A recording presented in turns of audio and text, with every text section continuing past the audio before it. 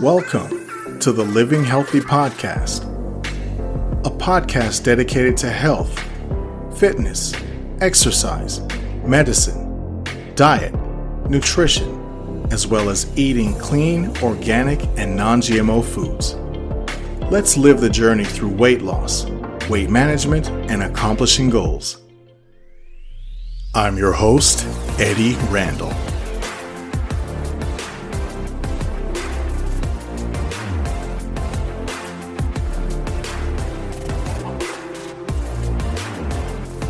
Thank you for tuning in to Season 3, Episode 14 of the Living Healthy Podcast. Your continued listening and your continued support are greatly appreciated. Please feel free to check out the latest merchandise at the Living Healthy Podcast store. The link is in the description of the podcast. As humans, we're prone to develop cancer and other physical ailments as we age. Aside from genetics, depending on our diet, we would live normal, disease-free, and healthy lives. Thankfully, the majority of people make the effort to eat healthy, which includes fruits and vegetables. However, it's important to try to avoid conventional and GMO foods. Man-made chemicals are used in the food industry, and they unfortunately have the propensity to cause cancer. In addition, many act as endocrine disruptors.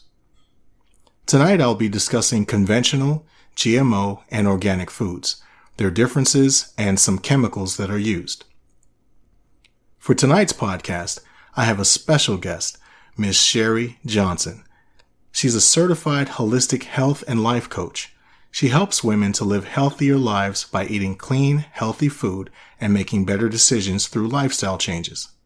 Sheri utilizes functional nutrition practices to help you find the root causes of your chronic health issues and then works with you as a team to strategize a plan unique for your health goals.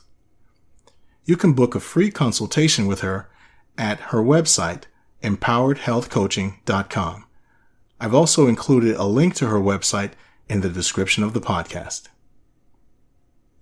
Thank you for being here, Sheri, and welcome to the show. Thank you, Eddie. I feel honored to be invited to chat with you on this topic for your podcast. I've seen what the power of eating real food and living a healthy lifestyle can do personally in my family and my own life. In a nutshell, my story is about weaning my 11-year-old Jordan off of ADHD meds and moving our whole family to eating real food, not packaged, and living a healthier lifestyle. Changing our whole family wasn't easy, as I also had a 13-year-old. Not ideal ages to change their food choices, but the benefits were amazing. We all slept better, we had more energy, my husband and I lost weight without trying, our moods were more even, and Jordan went on to graduate from college with a master's from Florida State University on the dean's list without any medications. 18 years later, Jordan is still med-free, thriving, and working in New York at Cornell University. What you eat really does matter to the health of your body and mind. Through my studies, I have found that genetics play a small role, maybe around 5 to 10% in the diseases you may get. What you eat, your lifestyle, and toxins contribute to turning genes on and off. Just because your parents, grandparents, or siblings had cancer, diabetes, heart disease, etc., doesn't mean you will also fall victim to that disease. Think about it. What you eat and your lifestyle are probably very similar to your family's. By making changes, you may not go down the same health path they did. Please don't fear, but feel empowered as you do have decent control of your future health. Your body is very forgiving, and you can start making changes and feel the difference at any age. Genetically modified organisms, or GMOs, or as they like to call them now, genetically engineered foods, or GE, manipulate the DNA of your food. I totally agree, Eddie. The man-made chemicals used, such as glyphosate, which is Roundup, are cancer-causing, and endocrine disruptors, which also disrupt our hormones. Congratulations for what you've done with your family. It's not easy at all for everyone to get on board with a sudden lifestyle change. But as you stated, the benefits of switching to a healthier lifestyle are well worth it. For obvious reasons, pesticides are used on fruits and vegetables to kill insects and to prevent mold and fungus growth. Otherwise, farmers would not be able to grow the product. We would not be able to have any fruits and vegetables if pesticides were not used. That being said, organic fruits and vegetables are sprayed just like conventional fruits and vegetables. The difference is that organic fruits and vegetables are treated with organic pesticides and organic herbicides. This is why it's always good to opt for organic. In regard to conventional, some are sprayed more heavily than others due to the fact that some fruit and vegetables are prone to insects feeding on them more. We all know about the dirty dozen, which includes strawberries, spinach, peaches, kale, blueberries, grapes, and apples, to name a few. These are fruits and vegetables that we commonly eat, and in their natural state, they are completely healthy, offering a significant source of vitamins, antioxidants, minerals, and fiber. That being said, there are some seriously questionable chemicals that are used. Malathion, which is an organophosphate, is one such pesticide used in the U.S. It is a known endocrine disruptor, and studies have linked it to non-Hodgkin's lymphoma. Despite this, it's still being used in the United States. Benzolide is a herbicide that is used on carrots and leafy greens to control weeds. It is also toxic to humans and wildlife. It is a neurotoxin and a cholinesterase inhibitor. Exposure to this can cause irregular heartbeat and low blood pressure. Unfortunately, the U.S. still uses benzolide. True, Eddie. The pesticides used on organic produce are definitely better. Yes, they are still sprayed, but what is used is not as toxic. I'm curious, what was used many years ago prior to these organic or toxic chemicals? Farmers were still able to grow produce. They used different practices. I'm not a farmer, but I've tried electroculture with some of the plants that I have in my house and various fruit trees outside. I have seen a difference in my plants. I looked into it when I saw a few videos from reputable people. Electroculture dates back to the mid-1700s. From an article on electroculture gardening, it attempts to stimulate plant growth and improve crop yields by giving plants electricity as an energy source. There are a few advantages as a result. The garden allegedly then needs no pesticides, fertilizers, or manure. Legend also says that plants grow better and yield more crops, which makes a case that electroculture could be a game changer for growing produce to feed larger populations. So what I did was you use copper or brass wire wrapped clockwise around a wooden stick to make an atmospheric antenna and then push it into the ground near the plant. I know this sounds crazy if you haven't heard about it, but I have witnessed new growth on my plants and more fruit on my fruit tree after putting the sticks near certain plants. Anyway, something to research if you're curious, growing your own food, or even want more flowers on your plants. Yes, Eddie, it is crazy, the toxic chemicals that are allowed to be sprayed on our produce. Why? They are known to cause cancer, are neurotoxins, and are known to be endocrine disruptors, which is, again, going to disrupt your hormones. Other countries don't allow a lot of these chemicals or even GMO or GE foods to be imported into their countries. Yet, when I went to Europe, I saw some of the same U.S. brands on their shelves. The difference? They changed the ingredients to be healthier. So how is this cost effective for the U.S. company? Why do they create a healthier version to export and a toxic version for the U.S.?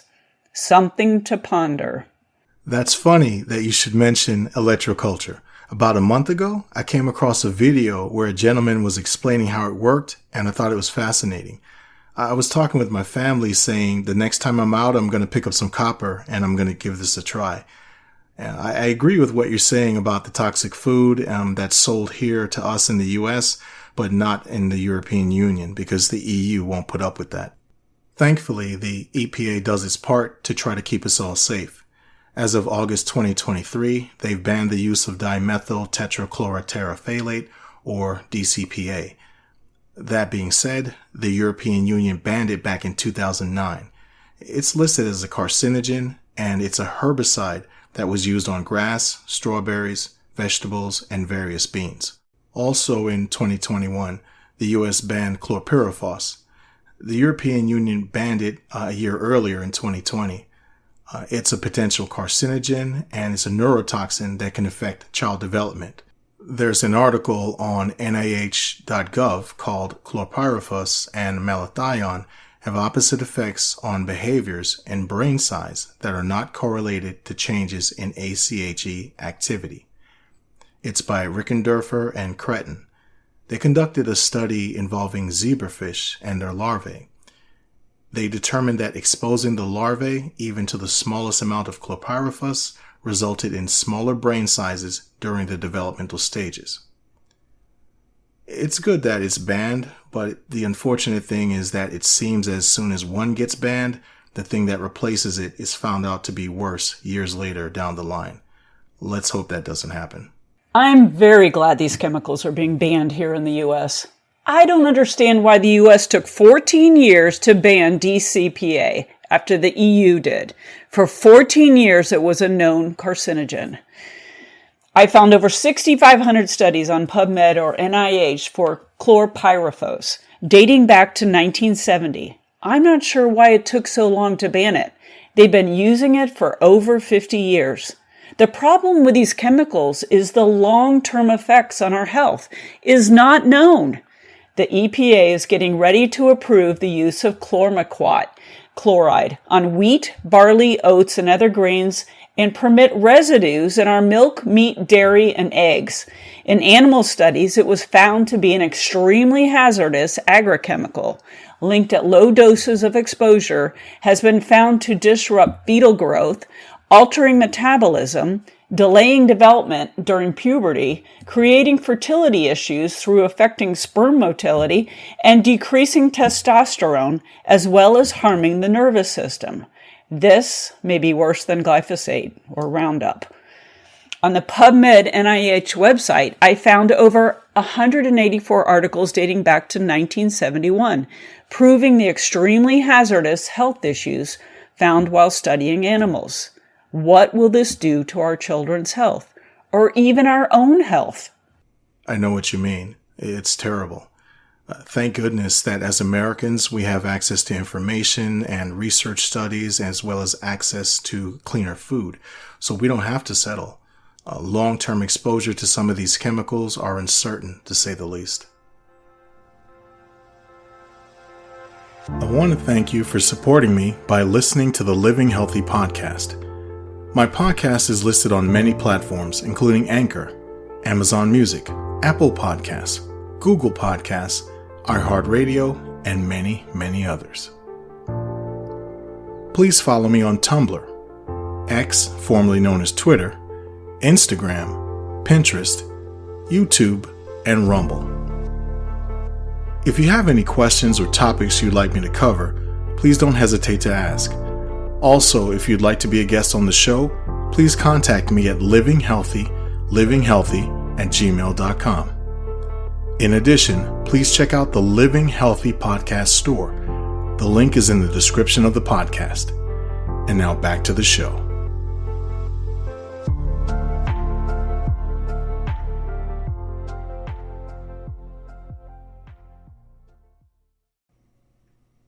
There is big money in the pesticide and herbicide industry. It's a $27 billion a year industry.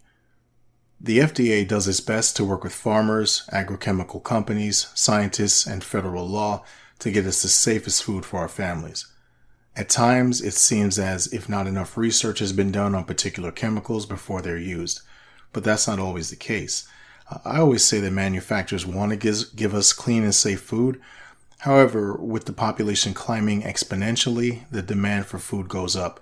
The laws around pesticides and herbicide use are intricate and complicated to say the least, but the law is followed while taking into account scientific research and trials. So essentially, food safety has two components: what can safely be used and meeting the needs of population growth. Once it's been determined that a chemical is a liability to health, it will be discontinued, phased out, or banned. One of the main issues is the big money that is made by big ag, big food, and then eventually big pharma through the use of these chemicals and the detriment to our health. Unfortunately, the FDA, EPA, etc. don't seem to pay heed to the testing that was done on animals before using on our food supply. Chlormequat chloride, as I mentioned previously, is a great example. It seems to take quite a while to get some of these highly toxic chemicals banned from use, such as the 14 years to ban DCPA after the EU did. I ran across a video that talked about surface and finishing agents on fruits and vegetables. I'd never given it that much thought, but personally, when I see conventional apples and even some organic ones that are extremely shiny, it's a huge turnoff for me. They look like they've just been polished with some type of coating. And anyway, I wanted to find out more about this, so I started searching online, and I ran across one of your videos which talked about a finishing agent on fruit called Appeal. Could you elaborate on that? Thanks for watching my video, Eddie. That video took off and currently has over 125,000 views. I still can't believe that. You can learn more about Appeal on my YouTube channel for Empowered Health Coaching. Appeal has changed their website and put out different information since I first produced my video over 7 months ago. Basically, Appeal is now 2 different surface finishing agents, Edappeal and Organappeal. Edappeal is used on conventional produce and Organappeal is used on organic produce. Either way, the coating once applied to the produce cannot be totally washed off. This is not like a wax, and the people that apply it have to have special training to do so. That's a red flag to me. I also wonder why there are 2 different chemicals being used. Per FDA guidelines, it can be applied to organic produce since it is not GMO or GE. Appeal recommends peeling the produce if it bothers you that the coating is there. One concern I have is, has the coating penetrated the peel and gone into the produce? As porous as most produce is, I would think so. What do you think? The coating is used to slow the produce from visibly breaking down and rotting. So on the outside, the produce doesn't appear to be going bad. Produce should naturally decay. All living matter will eventually decay. Keeping it from decaying artificially is not natural. When you can't see the produce decaying, how will you know how old the produce is? It may potentially be lower quality food. So what nutritional value does it actually still contain? Fresh is honestly the best. Originally, they were labeling the produce, but now it appears it is left up to the suppliers and retailers to let the consumer know. This may or may not happen. It also may not be obvious. Remember, Appeal is not made for the consumer. It is for the producer. They were not upfront with their testing. So what are the long-term effects of Appeal? Are we once again the guinea pigs? Please do your own research and decide if produce with Appeal is something that you want to consume. If you can, try to find local farmers and learn their growing practices and support them if you find their practices are natural, or grow your own. Don't worry if the local farmer is USDA organic or not. It is very expensive to get this certification, and many small farmers can't afford the certification. By the way, for the listeners, I'm going to include a link to Sheri's video in the description of the podcast. Make sure you check it out and subscribe to Sheri's YouTube channel and click the notification bell. You are correct with the majority of fruit being porous, such fruits like strawberries, raspberries, and peaches, to name a few. With thicker skinned fruits like mangoes, banana, and watermelon, there's a greater chance that surfacing agent won't penetrate, but it would be better if the surfacing agent wasn't used to begin with. Some may be wondering if organic and non-GMO fruits and vegetables are better than conventional. Some argue that there's no difference other than paying the higher price for organic. Others go on to say that they have the same amount of nutrients and benefits. To be honest, I believe that organic fruits and vegetables are better for you. Organic use pesticides just like conventional, but organic farmers use organic pesticides and not the harmful chemicals that are traditionally used by conventional agriculture. Due to this, organic crops are healthier, cleaner, safer, and they taste better. I agree with you, Eddie. The practices used with organic produce are not as toxic. What I tell my clients is the less toxins you consume through eating, the better. Your body is working hard to keep you healthy and well. The more toxins you bring into your body, the harder it has to fight to keep you well. The toxins may impair your digestive and immune systems. Toxins are not normal to your body, so it doesn't know what to do with them. Your body looks at them as invaders and will move the toxins to your fat stores to try to keep them away from your vital organs. They are not just excreted from your body. The goal is for you to take in less toxins than your body is able to remove. Honestly, eating lower toxic foods, such as organic, real food, is a way of detoxing. Sheri, you know what I find mind-boggling? Whenever a chemical is banned in China, the European Union, and Russia, that it continues to be used in the United States. Many are probably wondering how we match up with other countries around the world in regard to this. In the U.S., we use over 1 billion pounds of pesticides annually, while the rest of the world combined uses just over 5 billion. To put that in stark perspective, the United States makes up only 5% of the world's population. In 2015, Russia's President Vladimir Putin labeled a certain agrochemical company, which I won't mention, a terrorist organization. He pledged to sign into law that anyone who imported or anyone that grew genetically modified crops or meat in Russia, that they would be labeled as terrorists and would face hefty fines and jail time. In 2016, it became law as the Federal Council passed the bill. I've included a few links in the description of the podcast for those who wish to check that out.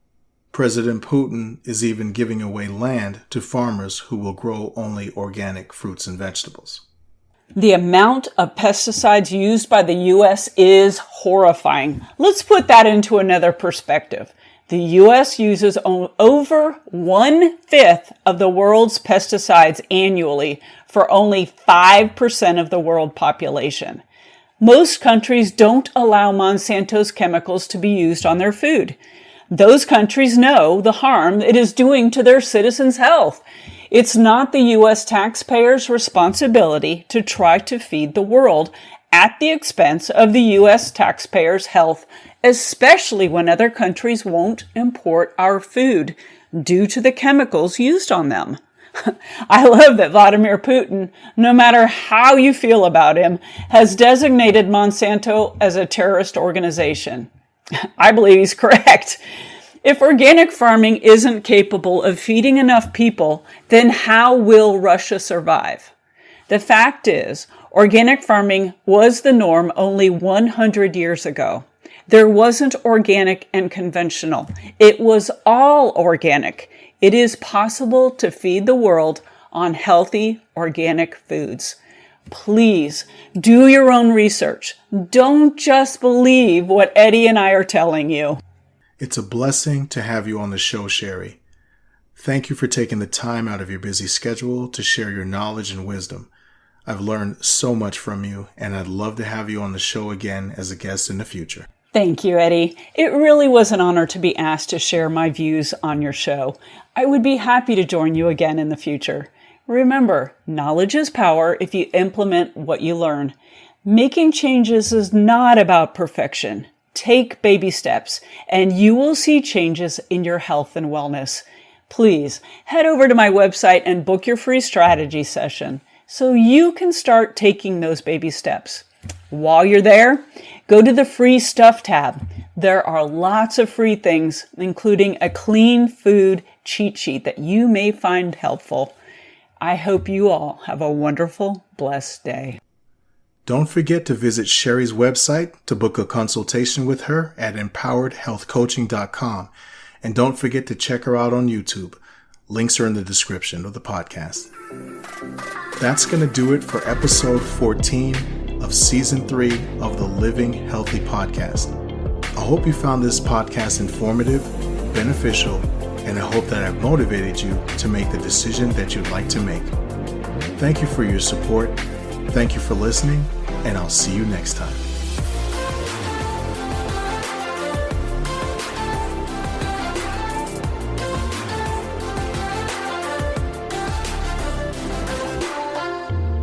And remember, living healthy creates a better you.